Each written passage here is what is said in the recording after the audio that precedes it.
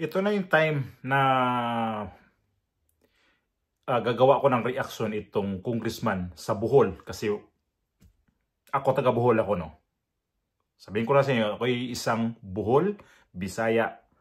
At ito yung nakikita ko sa mga congressman sa Bohol na pumirma sa impeachment ni VP Sara, na yung tatlong congressman, 1st District, 2nd District at saka yung 3rd District. So pagkatapos itong Bohol, punta tayo dito sa Cebu, dito sa may congressman, ngak-ngak sa kanyang sorte yata niya to eh. Mamaya ihuli natin yung sa Cebu. Unahin ko itong Bohol, na ito si Edgar Chato. Ito yung napakatanga. Sabihin ko nito sa kanyang tanga. Although lahat naman congressman sa Bohol, yung tatlo dyan, dalawang congresswoman, isang congressman itong si Chato. May ibig sabihin yan. Di kaya Chato eh. Kasi ang tamang pronunciation is Chato. Yan ang tamang pronunciation kasi double T. So ito si Edgar Chato. Kapangalan ko pala to. Kasi ito si Edgar Chato, 1st District to siya. So sakop niya to dito sa may Tagbilaran, dito sa may bandang Luon, dito sa may Cortis, basta banda doon yan ang kanyang sakop. Yan ang distrito niya. Yung 2nd District naman itong bandang Talibon, at ito yung papuntang dito sa may Ubay. Basta dyan din yan ang parte nila yan dyan. Sa may San Miguel, yan ang 2nd District. Yan naman yun kay Umintado, na babae din yan. Congresswoman Umintado yan. Kapatid ng gobernador sa Bohol. Tapos dito naman sa 3rd District, kung saan nasa sakupan ho yung lugar ko, ay ito yung si Tutor. Ayan yung si Van Tutor. Yan yung siyang congressman dyan sa 3rd District. So itong mga to, matud pa, sa Bisaya pa, matud pa. Itong duha ka babae ay kumari to ni VP Sara. Kay ang ilang mga anak nito, pagbunyag, ito si VP Sara ang gikuha ilang ninang. So magkumari. Magkumari na sila. So anong nangyari sa kanilang pagkumari? Impeachment. Pirma sa impeachment. Wala silang pakialam kung kumari ko to. Basta pirma sa impeachment. At saka itong si Edgar Chato. Ito yung natawa ako dito. Natawa akong nainis kasi bubo. Dumaan to siya pa gobernador, na dumaan din to ng ilang beses na congressman. Tandaan ko to, nagiging congressman din to eh, bago to nag-gobernador. So ito na ang problema dyan. Ito yung balita. Ipasok ko muna to. Paki-subscribe po ang ating YouTube channel. Nakuha sa Diwa de Balita kagabi ang kumpletong listahan sa mga kongresista nga may pirma sa impeachment complaint. Nakita sa Diwa de Balita ang pirma nila ni Congressman Edgar Chato, Banban Umintado ug Alex Tutor. Apil silang tulo sa 215 ka mga magbabalaod nga may pirma sa ikaupat nga impeachment complaint batong sa Vice Presidente.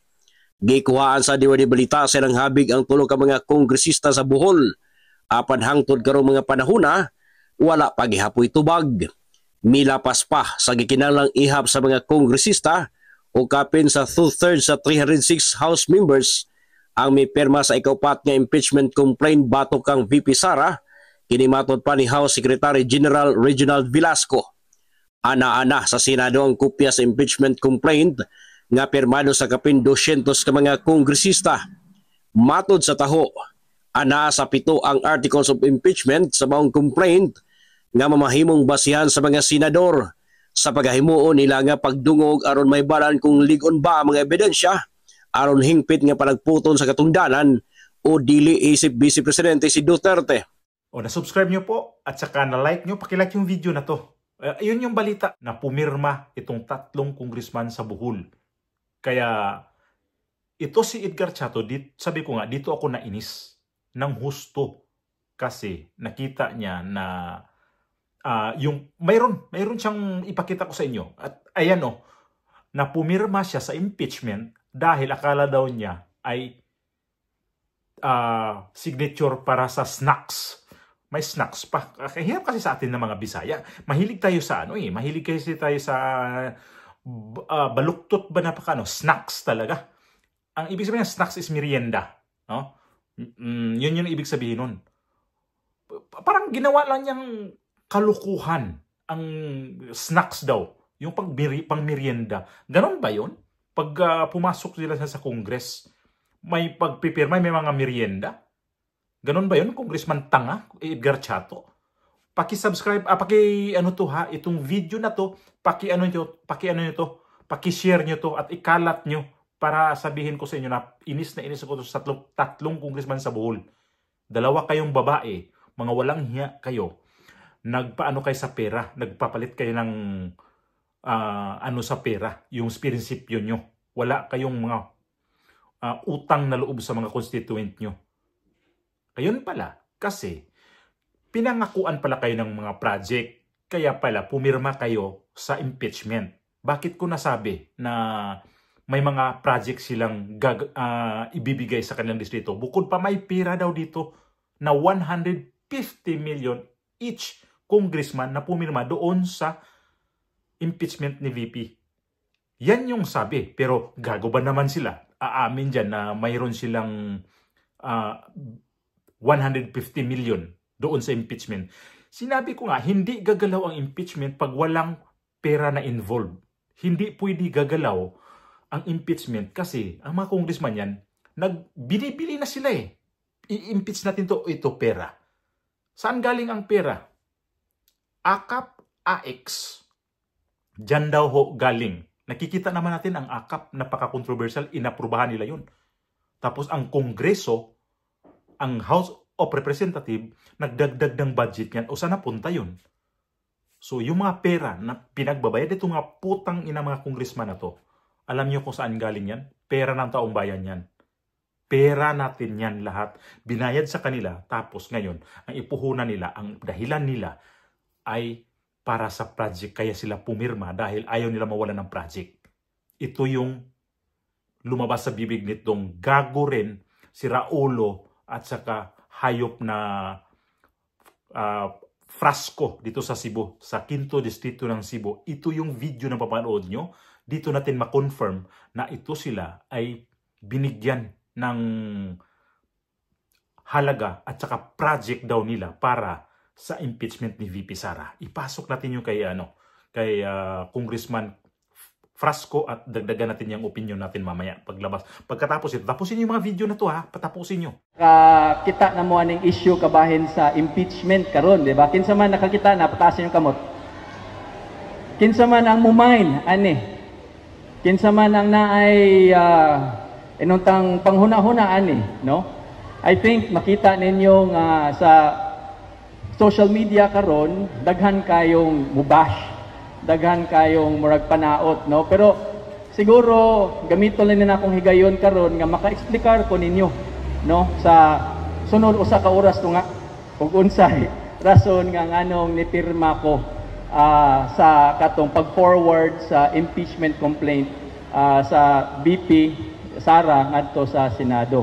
Nikuyog ko sa 240 kabuok nga mga congressman. Ngadto sa Kongreso, 306 may kabuok, 306.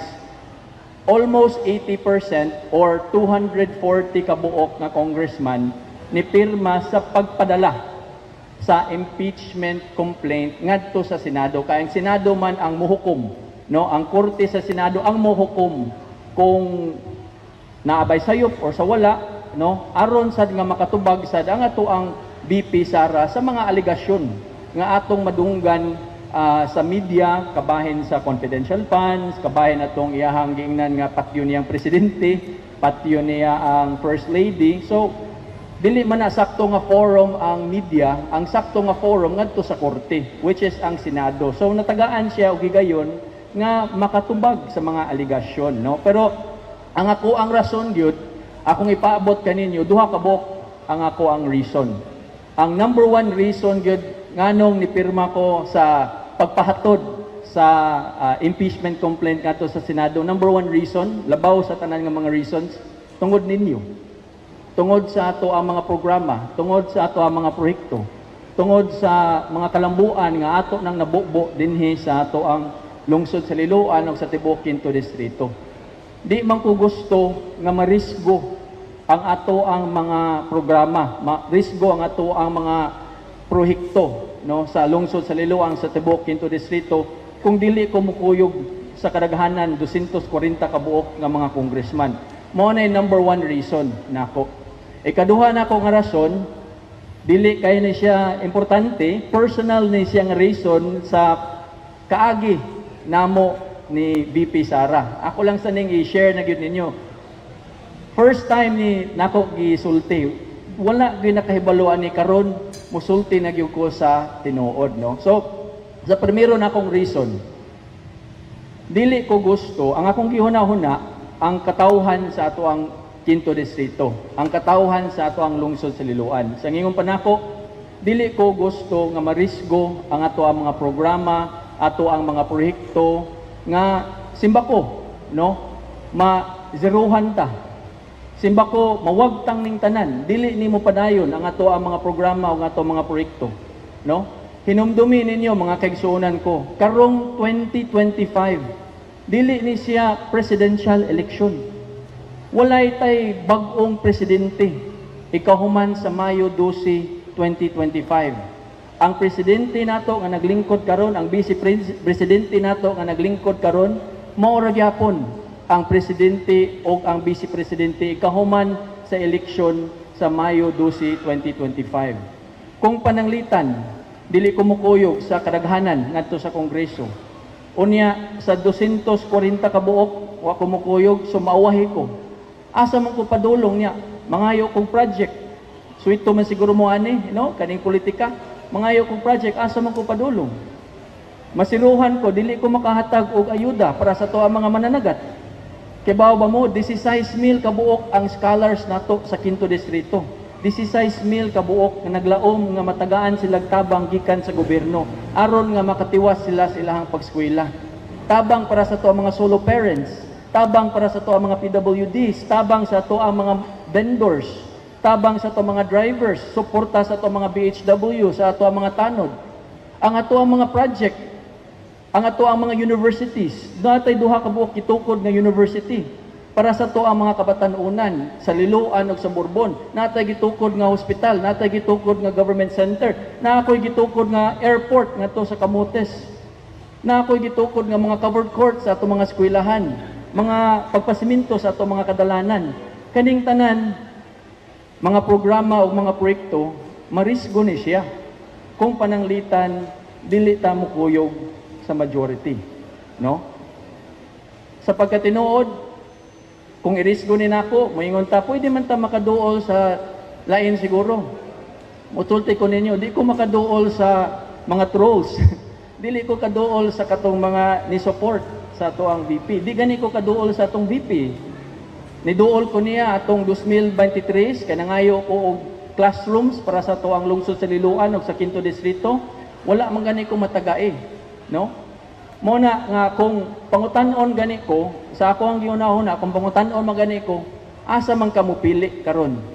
Mupili ka sa lungsod sa Liloan, mupili ka sa kalungsuran sa 5 distrito, mupili ka sa mga tao sa 5 distrito, o mupili ka og usa ka personality sa politika. Ganon. Kung ganon, confirm nga na mayroon siya mga project na ayaw niyang mawala. So ginawa niyang dahilan ang mga tao na